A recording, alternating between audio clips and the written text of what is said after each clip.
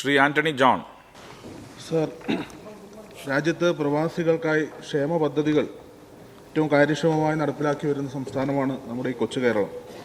ഏറ്റവും കൂടുതൽ പ്രവാസി പണം വരുന്ന രാജ്യവും നമ്മുടെ ഇന്ത്യയാണ് സർ.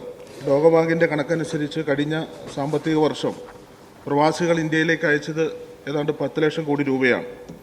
എന്നാൽ ആ നിലയിലുള്ള ഒരു പരിഗണന പ്രവാസികൾക്ക് രാജ്യത്തിൻ്റെ ഗവൺമെൻറ് കൊടുക്കുന്നുണ്ടോ എന്നുള്ളതാണ് സാർ നമ്മൾ ഗൗരവത്തോടു കൂടി പരിശോധിക്കേണ്ടത്.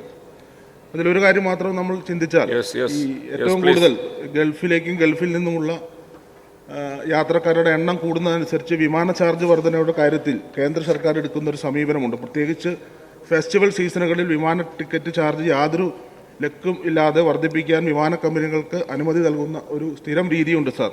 ഇപ്പോൾ ഈ കാര്യത്തിൽ കേന്ദ്ര ഗവൺമെൻറ്റിന് ശക്തമായ സമ്മർദ്ദം ചെലുത്തി അതിന് പ്രവാസികൾക്ക് അതിന് ന്യായമായ നിലയിൽ വിമാന ചാർജ് അത് ഈടാക്കുന്ന നിലയിലുള്ള ഇടപെടൽ ഉണ്ടാകുമോ സാർ?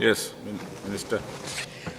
സാർ, ബഹുമാനപ്പെട്ട അംഗം ഉന്നയിച്ചത് വളരെ പ്രധാനപ്പെട്ട പ്രശ്നമാണ്. പ്രവാസികൾ കൊടിയ ചൂഷണം നേരിടുന്ന ഒരു മേഖലയാണ് വിമാന ടിക്കറ്റിൻ്റെ അന്യായമായിട്ടുള്ള വർധനവ്. പ്രത്യേകിച്ച് സീസണിലാണ് ഈ അന്യായമായ വർധനവ്, മാധ്യമങ്ങളൊക്കെ കൊള്ള എന്ന് വിശേഷിപ്പിക്കുന്ന തരത്തിലുള്ള ചൂഷണം നടന്നുകൊണ്ടിരിക്കുന്നത്. സാർ, അത് സംസ്ഥാന സർക്കാരിൻ്റെ പരിധിയിൽ വരുന്നൊരു കാര്യമല്ല എന്നെല്ലാവർക്കും അറിയാം. എങ്കിലും സംസ്ഥാന സർക്കാർ ഇക്കാര്യം നിരന്തരമായി കേന്ദ്ര സർക്കാരിൻ്റെ ശ്രദ്ധയിൽപ്പെടുത്തിയിട്ടുള്ളതാണ്. റെഗുലേറ്റ് ചെയ്യുന്നതിനുള്ള നടപടികൾ നിരന്തരം നമ്മൾ ആവശ്യപ്പെട്ടിട്ടുള്ളതാണ്. എന്നാൽ നിർഭാഗ്യവശാൽ അത്തരത്തിലുള്ള ഒരു പ്രതികരണം ഉണ്ടായിട്ടില്ല. പ്രവാസികൾക്ക് ആശ്വാസം പകരുന്ന നിലയിൽ വിമാന കമ്പനികളുടെ ഈ ചൂഷണത്തെ നിയന്ത്രിക്കുന്നതിനുള്ള ഇടപെടലുകൾ ഉണ്ടായിട്ടില്ല.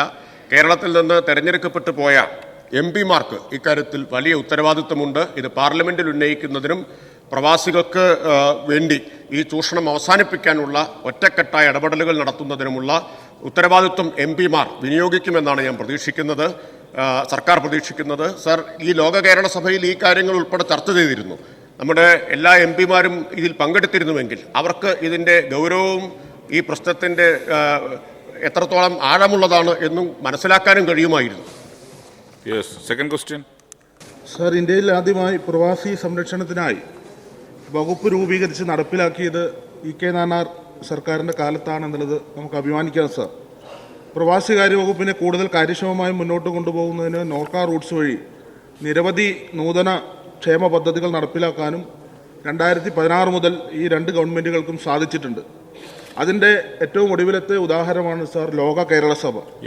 എന്നാൽ ആ ലോക കേരള സഭയെ ധൂർത്തെന്നും അനാവശ്യമെന്നും പറഞ്ഞുകൊണ്ട് അധിക്ഷേപിക്കുന്ന ആളുകൾ, അത്തരം പ്രവർത്തനത്തിനെതിരെ എന്ത് നിലപാടാണ് സാർ? അത് അത്തരം ഒരു ആക്ഷേപത്തിനെതിരായി ഗവൺമെന്റിന് എന്ത് നിലപാടാണ് പറയാനുള്ളത്? മിനിസ്റ്റർ.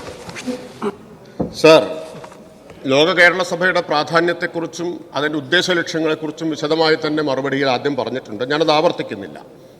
അപ്പോൾ അകം കേരളവും പുറത്തെ കേരളവും തമ്മിലുള്ള അന്തരം കുറയ്ക്കുന്ന ലോക മലയാളി എന്ന ഒരു സങ്കല്പം വളർത്തിയെടുക്കുന്നതിൽ ഏറ്റവും നിർണായകമായ ചുവടുവെപ്പാണ് ലോക കേരള സഭ. നേരത്തെ ഇവിടെ ബഹുമാനപ്പെട്ട അംഗം ചൂണ്ടിക്കാണിച്ചതുപോലെ വലിയ തോതിലുള്ള റെമിറ്റൻസാണ് കേരളത്തിലേക്ക് പ്രവാസികൾ അയക്കുന്നത്. അത് കേരളത്തിൻ്റെ സമ്പദ്ഘടനയുടെ നട്ടെല്ലുമാണ്. അത്തരത്തിൽ വലിയ സംഭാവനകൾ നൽകുന്ന ഈ പ്രവാസി മലയാളികളെ കേരളത്തോടൊപ്പം ചേർത്ത് നിർത്തുന്ന, അവരുടെ അറിവിനെ, വൈദഗ്ധ്യത്തെ, അനുഭവങ്ങളെ, അവരുടെ സംഭാവനകളെ എല്ലാം കേരളത്തിൻ്റെ വികസനത്തിനും പുരോഗതിക്കും വേണ്ടി ഉപയോഗിക്കുന്ന ഒരു വേദിയാണിത്. അതിനെതിരായിട്ട് ഇത്തരം പ്രചരണങ്ങൾ ആദ്യഘട്ടത്തിൽ വളരെ ശക്തമായി നടന്നിരുന്നു. പക്ഷേ ഇപ്പം നമ്മൾ കാണുന്നത് അത്തരം പ്രചരണങ്ങൾ